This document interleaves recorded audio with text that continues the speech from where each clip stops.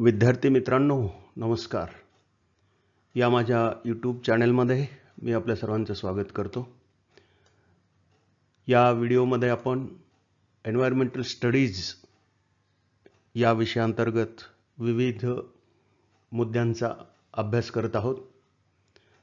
ज्यांनी अद्याप चॅनलला सबस्क्राईब केलं नाही अशांनी चॅनलला सबस्क्राईब करावं, जेणेकरून नवे व्हिडिओज तुम्हाला लगेच त्याचं नोटिफिकेशन मिळत जाईल.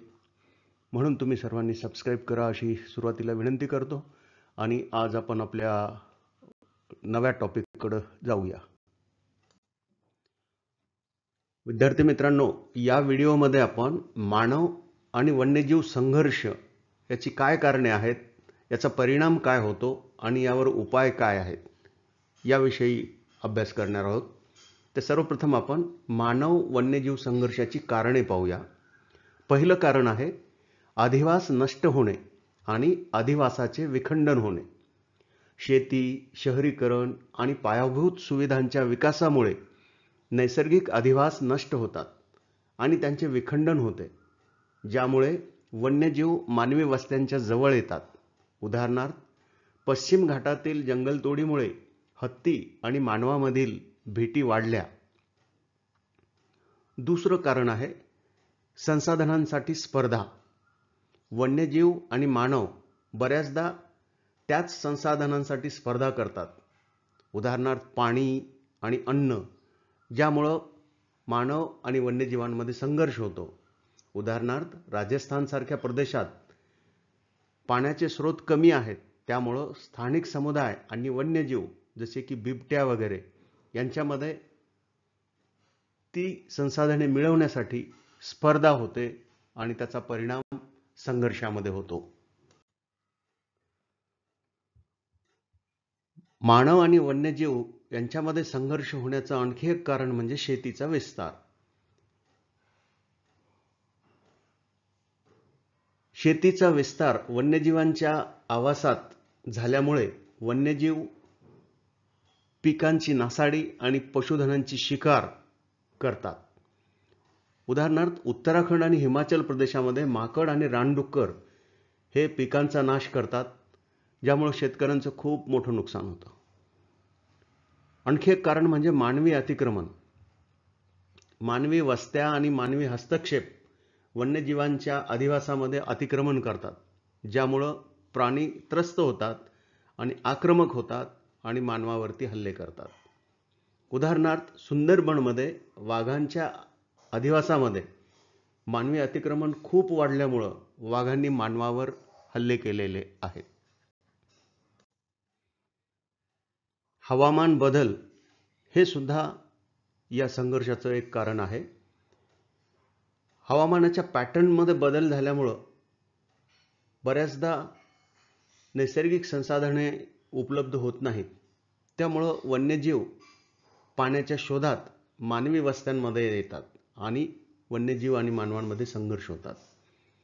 उदाहरणार्थ, महाराष्ट्रातील दुष्काळामुळे बिबट्यांनी पाण्याच्या शोधात गावांमध्ये प्रवेश केला आहे आणि गावामध्ये बिबट्या आल्यानंतर मानव आणि बिबट्या यांच्यामध्ये संघर्ष निर्माण होतो. बऱ्याचदा मांसाहारी प्राण्यांसाठी आवश्यक अन्न त्यांना मिळत नाही, म्हणजे त्यांच्यासाठी शिकारीची कमतरता होते.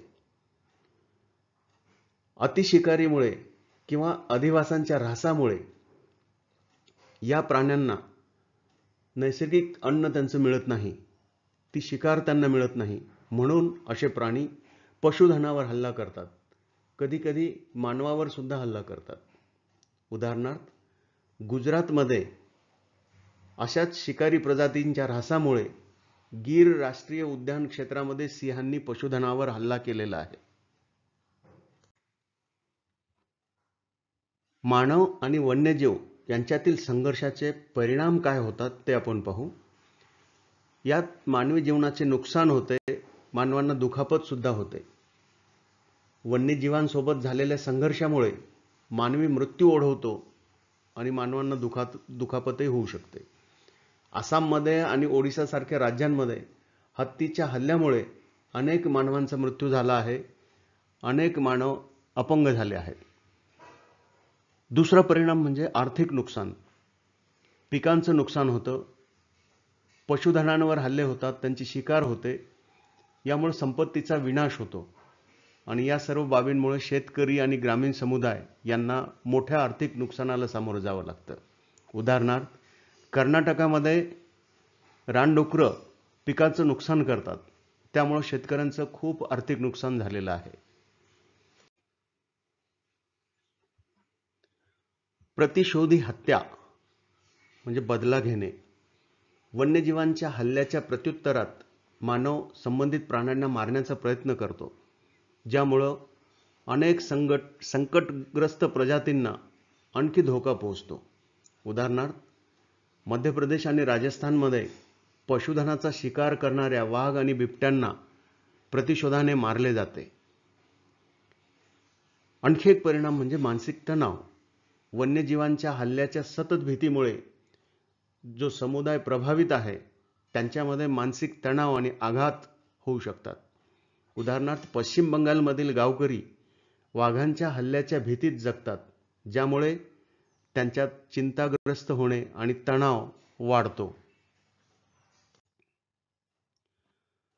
मानव आणि वन्यजीवांचा संघर्ष झाल्यानंतर वन्यजीवांच्या संख्येचा सुद्धा ऱ्हास होतो.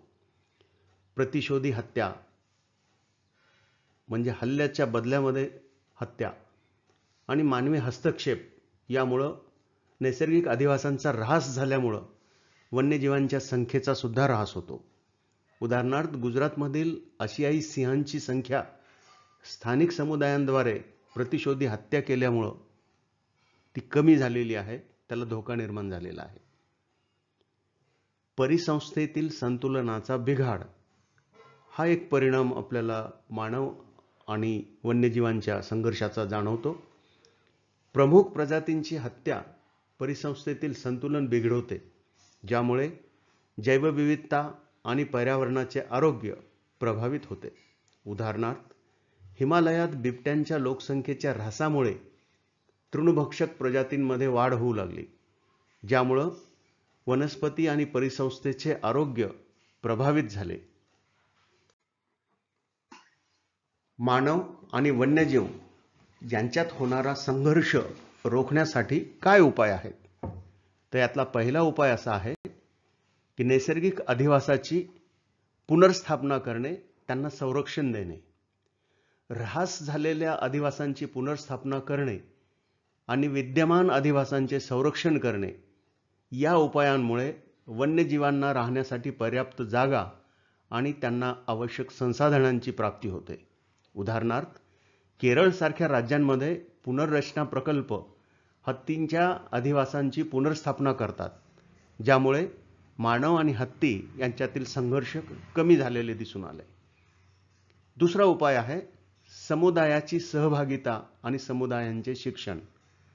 स्थानिक समुदायांना पर्यावरण संरक्षणाच्या प्रयत्नामध्ये शिक्षित करणे आणि त्या प्रयत्नामध्ये त्यांचा सहभाग घेणे, यामुळे सहअस्तित्वाची भावना वाढते आणि संघर्ष कमी होतो. उदाहरणार्थ, महाराष्ट्रात समुदाय आधारित संरक्षण कार्यक्रम गावकऱ्यांना बिबट्याच्या वर्तनाबद्दल आणि बिबट्यासोबत होणारा संघर्ष कमी करण्याच्या धोरणाबद्दल शिक्षित करतात. तात्काळ चेतावणी प्रणाली. मानवी समुदायांना वन्यजीवांच्या उपस्थितीबद्दल, आढळाबद्दल चेतावणी देण्यासाठी तात्काळ चेतावणी प्रणाली लागू करणे हा एक उपाय त्यावरती होईल, ज्यामुळे मानव आणि वन्यजीवांच्या अनपेक्षित भेटी कमी होतील.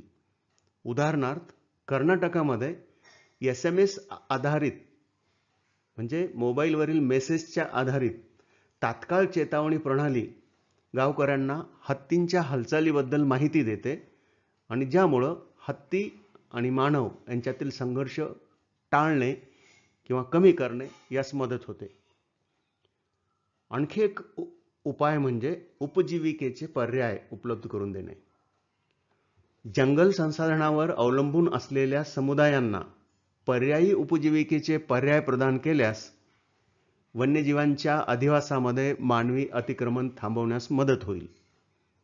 म्हणजे लोक त्या ठिकाणी वन्यजीवांची शिकार करण्यास जाणार नाहीत. उदाहरणार्थ, सुंदरबनमध्ये मध संकलन आणि पर्यावरण पर्यटन हा समुदायांसाठी पर्यायी उत्पन्नाचे स्रोत निर्माण केलेले आहेत, ज्यामुळं मानव वाघांच्या अधिवासावरील त्याचं अवलंबित्व त्यांनी कमी केलं. वाघांची शिकार करण्याकडचा त्यांचा कल कमी झाला. क्षतिपूर्ती योजना म्हणजे नुकसान भरपाई योजना. वन्यजीवांच्या हल्ल्यामुळे झालेल्या नुकसानीसाठी नुकसान भरपाई योजना निर्माण केल्यास मानवाकडून प्रतिशोधी हत्या केल्या जाणार नाहीत आणि जो समुदाय या हल्ल्यामध्ये प्रभावित झाला आहे त्यांना त्यांची क्षतिपूर्ती करणे सोयीचे होते. उदाहरणार्थ, मध्य प्रदेश सरकार वाघांच्या हल्ल्यामुळे ज्या लोकांनी पशुधन गमावलेले आहे त्यांची क्षतिपूर्ती प्रदान करते, ज्यामुळे बदल्यात त्या वन्यजीवाची हत्या करण्याचं प्रमाण आपोआप कमी होते. भौतिक अडथळे. वन्यजीव जेव्हा मानवी वस्त्या आणि कृषी क्षेत्रात शेतात प्रवेश करतात तेव्हा त्यांना रोखण्यासाठी भौतिक अडथळे म्हणजे शेतीभोवती किंवा वस्त्यांभोवती कुंपण घालणे किंवा खंदक खोदणे असे उपाय करून सुद्धा आपल्याला वन्यजीवांना मानवी वस्त्यामध्ये किंवा शेतामध्ये प्रवेश करण्यापासून रोखता येईल. उदाहरणार्थ, तामिळनाडूमध्ये शेतांभोवती इलेक्ट्रिक कुंपण किंवा खंदक खोदले जाते, ज्यायोगे हत्ती शेतामध्ये येणार नाहीत, पिकांची नासाडी करणार नाहीत, हत्तींना शेतापासून दूर ठेवता येईल. मानव आणि वन्यजीव यांच्यातील संघर्षावर आणखी एक उपाय म्हणजे स्थानांतरण आणि पुनर्स्थानांतरण. मानवाशी संघर्ष होण्याची शक्यता कमी असलेल्या भागामध्ये समस्याग्रस्त वन्यजीवांचे स्थानांतरण करणे हा यावरील उपाय होईल. उदाहरणार्थ, महाराष्ट्रातील संघर्ष क्षेत्रामधून समस्याग्रस्त बिबट्यांना वन्यजीव अभयारण्यामध्ये पुनर्स्थापित केले जाते. आणखी एक उपाय म्हणजे तंत्रज्ञानाचा वापर. GPS कॉलर, कॅमेरा ट्रॅप आणि ड्रोन यासारख्या तंत्रज्ञानाचा वापर करून वन्यजीवांच्या हालचालींचे निरीक्षण करणे आणि मानव व वन्यजीव यांच्यातील संघर्ष रोखणे शक्य होईल. उदाहरणार्थ, राजस्थानात वाघांच्या हालचालींचा मागोवा घेण्यासाठी GPS कॉलरचा वापर केला जातो आणि संभाव्य संघर्षाची चेतावणी देणे सोपे होते. अशा पद्धतीने आज आपण मानव आणि वन्यजीव संघर्ष या पर्यावरणशास्त्र अभ्यास विषयातील मुद्द्याचा अभ्यास केला. संपूर्ण व्हिडिओ काळजीपूर्वक पाहिल्याबद्दल धन्यवाद. मित्रांनो, या व्हिडिओवर आधारित वस्तुनिष्ठ प्रश्नांची मालिका सुद्धा मी या चॅनलवरती प्रसारित केली आहे. आपण प्लेलिस्टमध्ये जाऊन या विषयावरील MCQ अभ्यासावेत. आणि हो, चॅनलला सबस्क्राईब केलं नसेल तर पुन्हा एकदा विनंती, सबस्क्राईब करा आणि या व्हिडिओची लिंक तुमच्या मित्रांना फॉरवर्ड करा. धन्यवाद.